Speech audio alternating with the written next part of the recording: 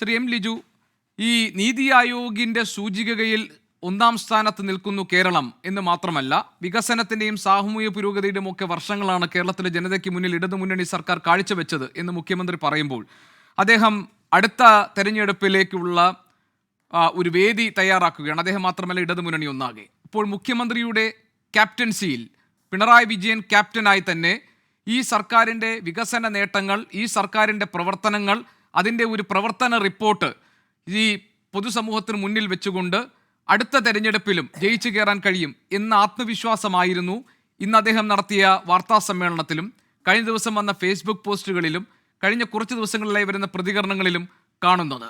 ഇത് പ്രതിപക്ഷത്തെ അലോസരപ്പെടുത്തുന്നുണ്ടോ? എങ്ങനെയാണ് പ്രതിപക്ഷം സർക്കാരിൻ്റെ അവകാശവാദങ്ങളെ നേരിടാൻ പോകുന്നത്?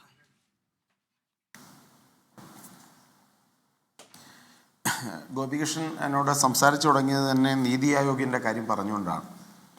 നീതി ആയോഗ് 2025 പുറത്തിറക്കിയ ഫിസ്ക്കൽ ഹെൽത്ത് ഇൻഡെക്സ്, സാമ്പത്തിക ഭദ്രതാ സൂചിക, അതിലെ 18 സംസ്ഥാനങ്ങളിൽ 15ാം സ്ഥാനത്താണ് കേരളം. EMS നമ്പൂതിരിപ്പാട് മുതൽ ശ്രീ ഉമ്മൻചാണ്ടി വരെ ഭരിച്ചിരുന്ന കാലഘട്ടത്തിൽ 1.5 ലക്ഷം കോടി രൂപയുണ്ടായിരുന്ന കേരളത്തിൻ്റെ പൊതുകടം ഇന്ന് 6 ലക്ഷം കോടി രൂപയാണ്. കൂടാതെ എന്താണ് കഴിഞ്ഞ 9 വർഷക്കാലത്തിൽ ശ്രീ VPV മുസ്തഫ സംസാരിച്ചപ്പോൾ ഞാൻ ശ്രദ്ധിച്ചു, എന്താണ് ഇവരുടെ വികസന നേട്ടം? UDF സർക്കാരുകളുടെ കാലഘട്ടത്തിൽ ആശയപരമായി ആവിഷ്കരിച്ച് നടപ്പിലാക്കിയ അന്ന് തുടങ്ങി വെച്ച പദ്ധതികളുടെ പൂർത്തീകരണമല്ലാതെ എന്തെങ്കിലും തനത് പദ്ധതികൾ എന്ന് പറയുവാൻ ഇവർക്ക് സാധ്യമാണോ? ഇപ്പോൾ തന്നെ പെൻഷൻ, ക്ഷേമനിധി പെൻഷനിൽ മുടങ്ങിക്കിടന്നിട്ട് 18 മാസക്കാലമായി. ഇവർ ഈ നുണ പിന്നെയും ആവർത്തിക്കുകയാണ്. നിയമസഭയ്ക്കുള്ളിൽ വെച്ച് തന്നെ പൊളിഞ്ഞു പോയൊരു നുണയാണ് UDF സർക്കാരിൻ്റെ കാലഘട്ടത്തിൽ 18 മാസത്തെ പെൻഷൻ കുടിശ്ശിക ഉണ്ടായിരുന്നു എന്നുള്ള കാര്യം. വളരെ കൃത്യമായി കേരള നിയമസഭയിൽ അതുമായി ബന്ധപ്പെട്ട ചോദ്യങ്ങൾക്ക് മറുപടി LDF മന്ത്രിമാർ തന്നെ നൽകിയതിലൂടെ തിരഞ്ഞെടുപ്പ് വിജ്ഞാപനം വന്ന സമയത്തല്ലാതെ യാതൊരു വിധത്തിലുള്ള കുടിശ്ശികയും ഇല്ലായിരുന്നു എന്നത് കേരളത്തിൽ അംഗീകരിക്കപ്പെട്ട വസ്തുതയാണ്. എത്രയോ ടെലിവിഷൻ ചർച്ചകളിലും നിയമസഭാ ചർച്ചയിലും വ്യക്തമാക്കിയൊരു നുണ വീണ്ടും ആവർത്തിക്കുകയാണ്. എനിക്ക് വളരെ കൃത്യമായി ഈ സർക്കാരിൻ്റെ 9 വർഷക്കാലത്തെ ഭരണത്തിലെ നിരവധി പാളിച്ചകൾ ചൂണ്ടിക്കാണിക്കാനുണ്ട്. ഒന്ന്, ധനസ്ഥിതി അങ്ങേയറ്റം മോശമാക്കി. 2, എടുത്തു പറയത്തക്ക വികസന നേട്ടങ്ങൾ ഒന്നും തന്നെ കൊണ്ടുവരാൻ സാധിച്ചില്ല. 3, കേരളത്തിൻ്റെ ക്രമസമാധാന നില. ഇപ്പം തന്നെ നമുക്കറിയാം, കഴിഞ്ഞ ദിവസം തന്നെ തിരുവനന്തപുരത്തുണ്ടായ ഒരു കാര്യം, ഒരു പട്ടികജാതി വനിത പോലീസ് സ്റ്റേഷനുള്ളിൽ 12 മണിക്കൂർ പിടിച്ചു വെക്കപ്പെടുകയാണ്. അടിസ്ഥാനപരമായ എല്ലാ മനുഷ്യാവകാശങ്ങളും നിഷേധിക്കപ്പെട്ടുകൊണ്ട് ഒരു മോഷണ കേസിൽ ആരോപണം വന്നതിൻ്റെ പേരിൽ കള്ളിയായി മുദ്രകുത്തി അപമാനിക്കപ്പെടുന്ന സാഹചര്യം കേരളത്തിലുണ്ട്. കേരളത്തിൽ വർദ്ധിച്ചു വരുന്ന മയക്കുമരുന്നിൻ്റെ വ്യാപനം, ഗുരുതരമായ രീതിയിലുള്ള മയക്കുമരുന്ന് വ്യാപനം കേരളത്തിൽ ഉണ്ടായിക്കൊണ്ടിരിക്കുന്നു. പിന്നെ ഭരണകക്ഷി തന്നെ മഹാത്മാഗാന്ധിയുടെ സ്തൂപം പോലും വെക്കാൻ കഴിയാത്തവണ്ണമുള്ള അക്രമ പ്രവർത്തനങ്ങൾ അഴിച്ചുവിടുന്ന ഒരു ഭരണകക്ഷി കേരള സംസ്ഥാനത്തുണ്ട്. പട്ടികജാതി വിഭാഗങ്ങളുടെ ഫണ്ട്, SC/ST ഫണ്ടിലെ SC ഫണ്ടിൽ 500 കോടി രൂപയുടെ വെട്ടിത്തിരത്താണ് കഴിഞ്ഞ ഒരു സാമ്പത്തിക ഇതിൽ മാത്രം. കഴിഞ്ഞ സാമ്പത്തിക വർഷം SC ഫണ്ടിൽ 500 കോടി രൂപയും ST ഫണ്ടിൽ 120 കോടി രൂപയുടെ വെട്ടിക്കുറവ് ഉണ്ടായിരിക്കുന്ന ഒരു സംസ്ഥാനമാണിത്. ഇവിടെ എടുത്തു കാണിക്കപ്പെടുന്ന പദ്ധതികൾ, അതിപ്പോൾ ദേശീയപാത വികസനം എടുത്തു കാണിക്കൊണ്ടിരിക്കുന്ന ഒന്നാണ്. ഇപ്പം തന്നെ മലബാറിലൊക്കെ തന്നെ മഴ വന്നപ്പോൾ തന്നെ അതിൻ്റെ കൺസ്ട്രക്ഷനുമായിട്ട് ബന്ധപ്പെട്ട് ഗുരുതരമായ പ്രശ്നങ്ങൾ ഉയർന്നു വരുന്നുണ്ട്. വിഴിഞ്ഞം പദ്ധതി ഉമ്മൻചാണ്ടി സർക്കാരിൻ്റെ കാലഘട്ടത്തിൽ ഇവരുടെ എല്ലാ അഴിമതി ആരോപണങ്ങളെയും അതിജീവിച്ചുകൊണ്ട് നടപ്പിലാക്കിയ പദ്ധതിയാണ്.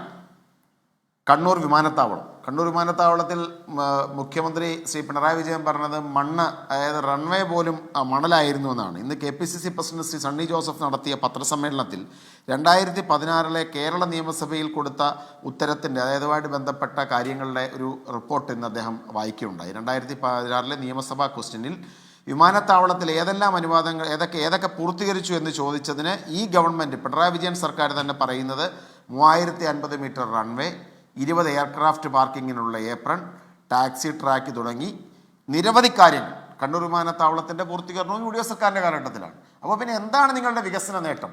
നിങ്ങളുടെ വികസന നേട്ടം 18 മാസത്തെ ക്ഷേമനിധി പെൻഷൻ്റെ കുടിശ്ശികയും അതോടൊപ്പം തന്നെ 6 ലക്ഷം കോടി രൂപയുടെ കടവും നിലവിലുള്ള ഫിസ്ക്കൽ ഹെൽത്ത് ഇൻഡെക്സിലെ 18ാം സ്ഥാനവും ഒക്കെയാണോ നിങ്ങളുടെ നേട്ടങ്ങൾ? പിന്നെ ക്രമസമാധാന രംഗത്ത് മയക്കുമരുന്ന് വ്യാപനത്തിൽ ഒക്കെ ഉണ്ടാക്കിയിരിക്കുന്ന പുരോഗതി. ശ്രീ എം ലിജു, ഈ UDF തുടങ്ങി വെച്ച പദ്ധതികൾ പിന്നീട് LDF പൂർത്തിയാക്കിയ കാര്യം പറയുമ്പോൾ മുഖ്യമന്ത്രി എഴുതിയ വാചകങ്ങൾ താങ്കൾ ശ്രദ്ധിച്ചല്ലേ? തകർന്ന റോഡുകളും അഴിമതി പാലങ്ങളും തൂണുകൾ മാത്രമായ കൊച്ചി മെട്രോയും മൺപാതയിലേക്ക് യുദ്ധവിമാനം കഷ്ടിച്ചിറക്കി ഉദ്ഘാടനം ചെയ്ത കണ്ണൂർ വിമാനത്താവളവും മണിക്കൂറുകളുടെ ലോഡ് ഷെഡിങ്ങുമാണ് ഈ സർക്കാരിനെ വരവേറ്റതെന്നാണ്. അപ്പം അതിനെയാണല്ലോ ഞാൻ ഓരോന്നായി മറുപടി പറഞ്ഞത്. കൊച്ചി മെട്രോ ഏതെങ്കിലും കാലഘട്ടത്തിൽ UDF സർക്കാരിൻ്റെ കാലഘട്ടത്തിൽ പണി മുടങ്ങിക്കിടന്നിരുന്നു. സ്വാഭാവികമായിട്ടും തൂണ് വെക്കാതെ മുന്നോട്ട് പോകാൻ സാധിക്കില്ലല്ലോ. ഇവരുടെ എല്ലാ അഴിമതി ആരോപണങ്ങളെയും അതിജീവിച്ചുകൊണ്ടാണ് വിഴിഞ്ഞത്തിന് അനുമതി വാങ്ങിയത്, അതിൻ്റെ ടെൻഡർ നടപടികളിലേക്ക് പോയത്, അതുമായി ബന്ധപ്പെട്ട പ്രവർത്തനങ്ങളെ മുന്നോട്ട് കൊണ്ടുപോയത്. കണ്ണൂർ വിമാനത്താവളത്തിൻ്റെ കാര്യമാണ് ഞാൻ പറഞ്ഞത്. മൺപാത എന്ന് പറഞ്ഞപ്പോൾ ഇവരെ 26/9/2016 കണ്ണൂർ വിമാനത്താവളവുമായി ബന്ധപ്പെട്ട് നക്ഷത്ര ചിഹ്നമിടാത്ത ചോദ്യം നമ്പർ 72, ചോദ്യം KC ജോസഫ്, സണ്ണി ജോസഫ്, ഷാഫി പറമ്പിൽ, IC ബാലകൃഷ്ണൻ, കണ്ണൂർ വിമാനത്താവളവുമായി ബന്ധപ്പെട്ട് എന്തെല്ലാം പ്രവർത്തനം ഇതുവരെ പൂർത്തീകരിച്ചിട്ടുണ്ടെന്ന ചോദ്യത്തിന് പിണറായി വിജയൻ്റെ മറുപടിയാണ് ഞാൻ പറഞ്ഞത്. വിമാനത്താവളവുമായി ബന്ധപ്പെട്ട് ഇതുവരെ പൂർത്തീകരിച്ച പ്രവർത്തികൾ താഴെ പറയുന്ന പ്രകാരമാണ്: 3050 മീറ്റർ റൺവേ, 20 എയർക്രാഫ്റ്റ് പാർക്കിങ്ങിനായുള്ള apron, parallel taxi track 889 metre, runway link taxi 2 എണ്ണം തുടങ്ങി അദ്ദേഹം നൽകിയ മറുപടിയാണ് ഞാൻ പറഞ്ഞത്. 2016 മുഖ്യമന്ത്രിയായിരിക്കുന്ന പിണറായി വിജയൻ ശ്രീ സണ്ണി ജോസഫിന് കൊടുത്ത മറുപടിയിൽ കണ്ണൂർ വിമാനത്താവളത്തിൽ പൂർത്തിയായിരിച്ചതിൻ്റെ ലിസ്റ്റാണ് ഞാൻ പറഞ്ഞത്. എന്നിട്ട് മൺപാത എന്ന് പറയുന്നത് അദ്ദേഹം ഗീബൽസിന് പഠിക്കുന്നത് കൊണ്ടാണ്. അപ്പോൾ അദ്ദേഹത്തെ സംബന്ധിച്ച് ഒന്നും വികസന നേട്ടങ്ങളൊന്നും പറയാനില്ലാത്തത് കൊണ്ട് മെട്രോയുടെ കാര്യത്തിൽ ഉമ്മൻചാണ്ടി, വിഴിഞ്ഞത്തിൻ്റെ കാര്യത്തിൽ ഉമ്മൻചാണ്ടി സർക്കാർ, കണ്ണൂർ വിമാനത്താവളത്തിൻ്റെ കാര്യത്തിൽ ഉമ്മൻചാണ്ടി സർക്കാർ, അങ്ങനെ ഏതെടുത്താലും ഇപ്പം മെഡിക്കൽ കോളേജ് കേരളത്തിൽ ഐക്യജനാധിപത്യ മുന്നണി ഭരിച്ചപ്പോൾ തന്നെ 7 മെഡിക്കൽ കോളേജുകൾ പൂർത്തീകരിക്കപ്പെട്ടു.